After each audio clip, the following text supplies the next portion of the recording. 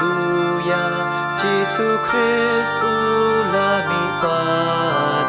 Alleluia, Alleluia, Giêsu Christ ulami pat.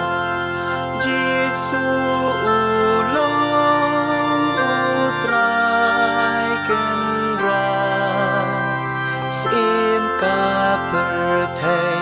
Alleluia, Alleluia, Alleluia, Giêsu Christ ulami pat. Alleluia.